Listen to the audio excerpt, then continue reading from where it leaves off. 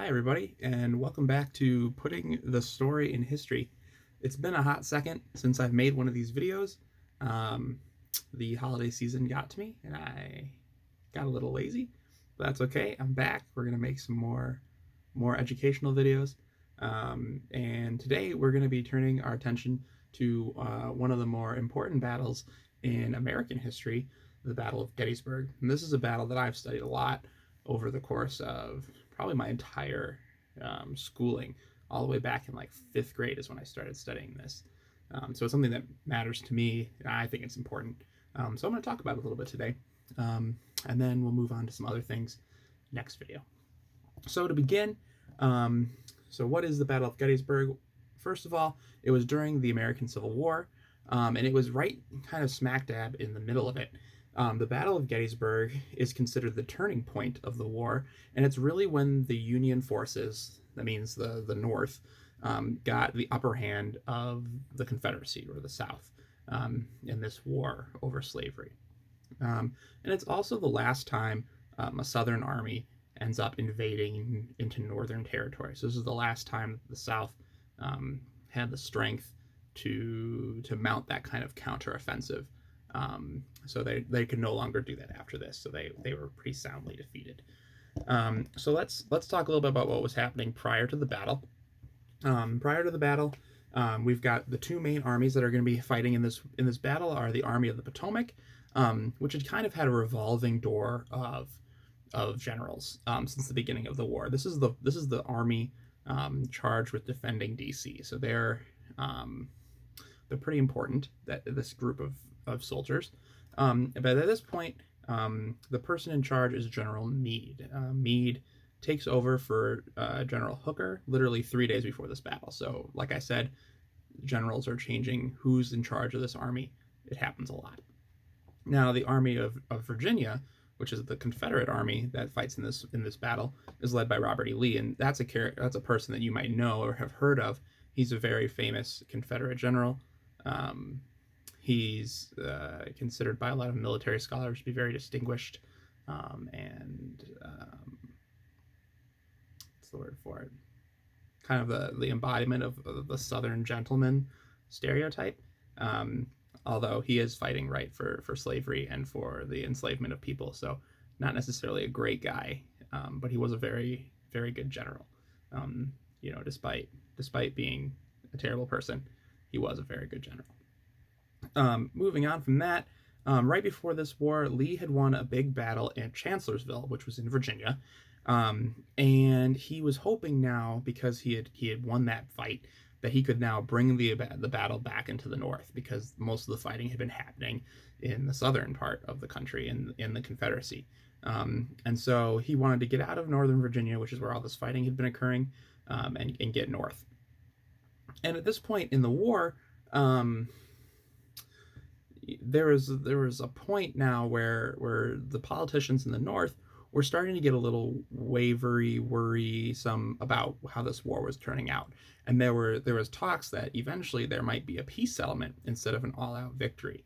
And in any case, that kind of peace settlement would leave slavery intact, which is not something that Abraham Lincoln wanted to have at this point. And so this invasion was kind of meant to make it so that Northern politicians would see this and be like, uh-oh, we should end the war because we're going to lose. And so basically they were going to try to take the little bit of support that had been for peace and kind of build it up a little bit more, because there's an actual army in Union territory. And that was kind of the general idea, what Lee had going into this battle. So that's kind of a pretty important, the important reason why this battle ended up occurring. So let's talk a little bit about what happened. So this Army of Virginia moved north, and the Army of the Potomac knew where they were, and they were kind of pitsing and patsing around, trying to kind of like avoid / run into each other. And eventually, the team's kind of scout group, that small group that you have in front of you, just kind of see what's going on ahead, finally ran into each other around Gettysburg. And shots were exchanged, and the armies began to move into position. The Union set up their lines around what's called Cemetery Ridge, which is just south of town. It's like a nice big flat hill. It's above, it's above everything, so you've got line of sight to everything. It's a really great defensive position militarily. The South are obviously on the bottom of that hill, so they're closer to the actual town of Gettysburg, and they're hanging out down there. So that's kind of where things settle after day one. There's just kind of like just general skirmishing, and like the general lines of where everybody's going to be. Is now, remember, this is back in the 1860s. This is back when soldiers fought in these battalions.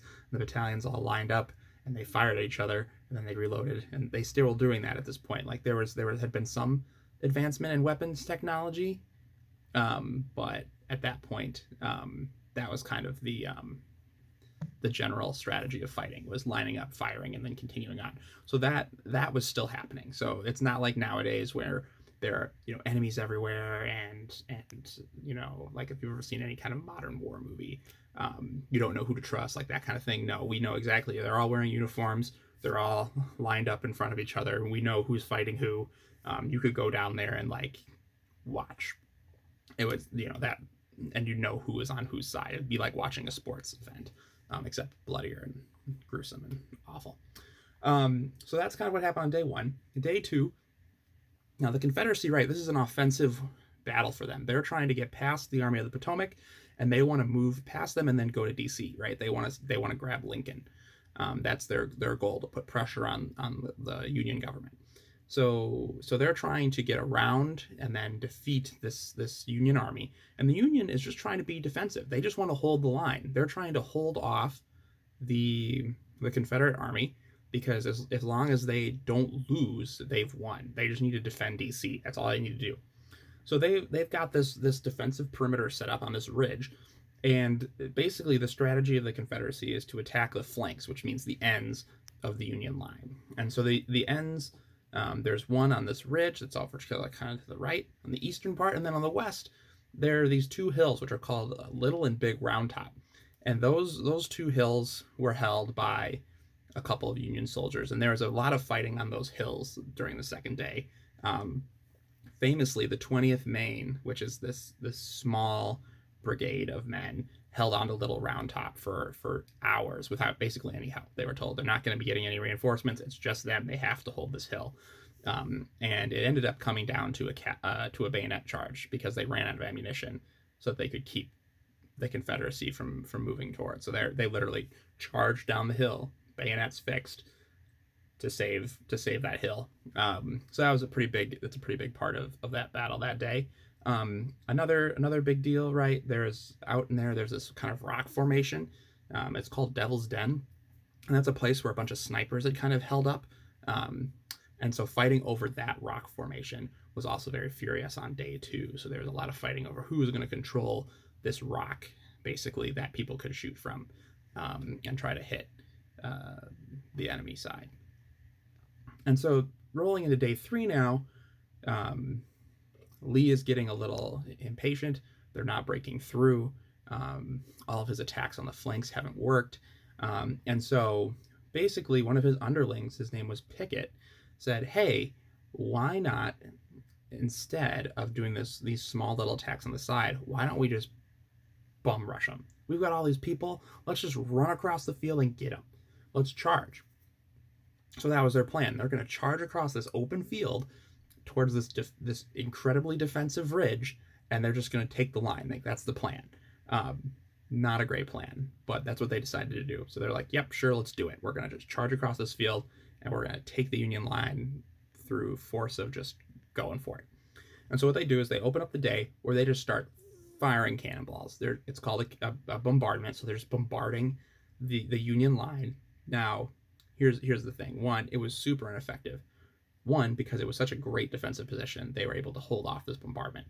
And two, the Confederacy didn't really have a whole lot of cannonballs, so they don't actually have the means to really sustain this bombardment for very long. So it's not actually that fantastic. Now, to be fair, this ended up being the largest bombardment in, in the history of the war, right? So this 44 minutes straight of just firing cannonballs, and eventually the Union starts firing back too. So they're just shooting cannonballs at each other for like 45 minutes.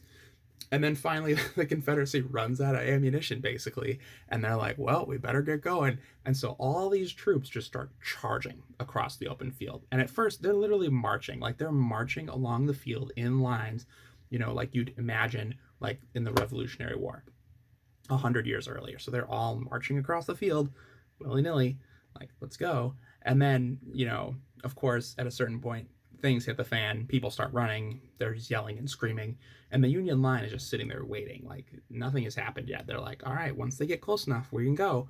And basically they just annihilated them. The Union soldiers just pelted them with bullets. They had nothing to give. It was over, right? The Confederate troops charged across that field.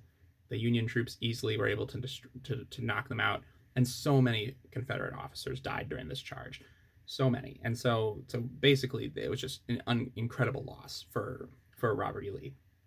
And so after that, Lee has to retreat. That charge was an epic failure. It was probably one of the biggest losses in his military career. He just couldn't. There was nothing he could do at that point to keep going. So he decides to turn tail and run. So after the war, after that battle, after that day, the next day, he kind of gathers up his stuff and they all just book it. They leave. Okay.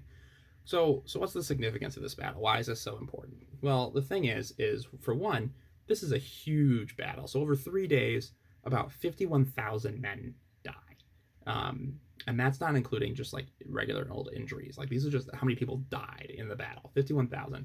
23,000 people for the North, 28,000 for the South. So clearly a lot of people dying over this battle. Okay. This was also the battle with the highest level of general death. So people who are officers, generally in these kinds of conflicts, they don't actually usually get shot that much because they're off behind everything and all the little guys are running around doing all the fighting. Well, this is one of the first. This is the battle where all the generals started getting picked off.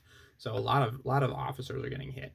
And then also during this battle, there was one civilian casualty, and it was a stray bullet went through a brick wall and hit this lady in her house.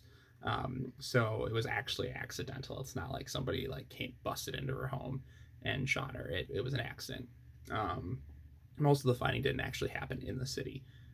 So it was unfortunate that one civilian death did happen during that battle. So other good things that happened, DC is saved, right? That was the whole point of this campaign. They were going to go take Washington, D.C. They were going to besiege it and put pressure on the northern government to surrender or to make peace. So D.C. doesn't have to worry about that anymore. The Union troops have fought off the Confederacy. And while this battle was happening, the vice president of the Confederacy had been sent to D.C. to start talking about like troop exchanges or like prisoner exchanges and stuff like that. But really, he was there to talk about ending the war, to make a peaceful, to end this conflict. And because Union troops won at Gettysburg, Lincoln was like, yeah, no, get out of here. And he told him that he couldn't come into Union territory. And that peace talk didn't happen because of that. So this victory for the Union really kind of swayed what the tide of the war could have been. Imagine if the Confederacy had won, right? There might still be a Confederate States of America. Hindsight, from looking back on it from now, a lot of the people who are kind of proponents of this lost Southern cause and how the South and the Confederacy was so great, they turn to this point. They kind of point to Gettysburg as the place where it all went wrong, and basically they're saying all the people who were under Lee messed it up for him because Lee, in their minds, is this perfect person, and clearly not, right? He approved this charge. He approved this battle. It didn't go well for him. And the big thing they say about it is that the northern manpower is just too much. There's too many people, too much industrialism, too much of these bad things, and that's why they were able to defeat the glorious South, which is BS. That's not the truth. The South was never had a chance to win this war. The North had too much going for it. The states that left did not have the resources to overcome the states that did not. And if you look at American history, there's an obvious reason why. The North had all the money.